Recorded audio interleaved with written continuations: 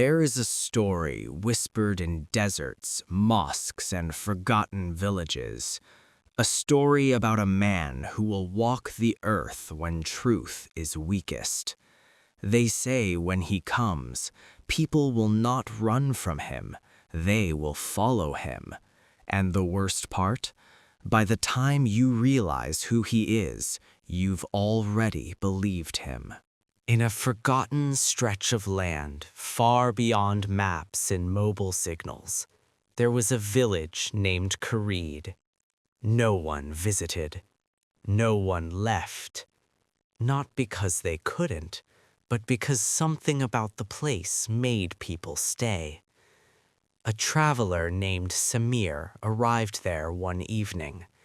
He wasn't looking for trouble, just a place to rest.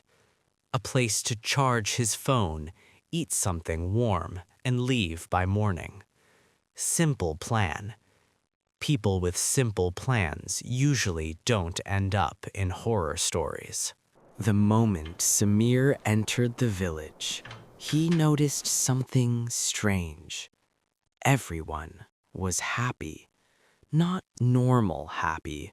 Not we survived another day happy. This was different, too calm, too peaceful, too perfect.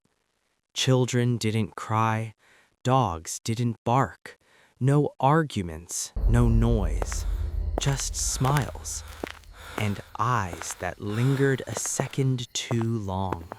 An old man approached him. "You're new," he said. Samir nodded. "Stay tonight," the old man smiled. "You'll understand." Understand what? The man didn't answer. He just pointed toward a house at the center of the village, a larger one, darker, quiet. Tonight, he will speak. Samir tried to ignore it, but night fell, and something pulled him outside. Not curiosity, not fear, something else, something deeper. The entire village was gathering, moving slowly, silently toward that house. Samir followed, because of course he did. Humans love walking into danger like it's a tourist attraction.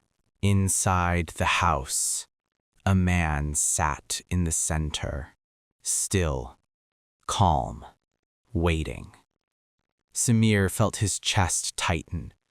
There was nothing obviously wrong. No blood, no weapons, just presence. The man looked up and smiled. "Welcome," he said. His voice was warm, comforting, familiar somehow. Samir stepped closer, and then he saw it. One eye, the other missing, not covered, not damaged, just absent, as if it never belonged. Samir froze. "This isn't right," he whispered. The man chuckled softly. "What is right?" he asked. Outside, thunder rolled, but there were no clouds. The villagers knelt, all at once, like they'd practiced it. "He gives us everything," one woman whispered. "He ended our suffering," another said. Samir's heart pounded. "This is wrong," he said louder. The man stood up, slowly, deliberately.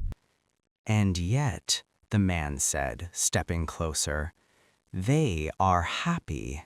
The man raised his hand, and suddenly Samir saw things, visions, his childhood, his failures, his regrets, every mistake he ever buried, every fear he never spoke aloud.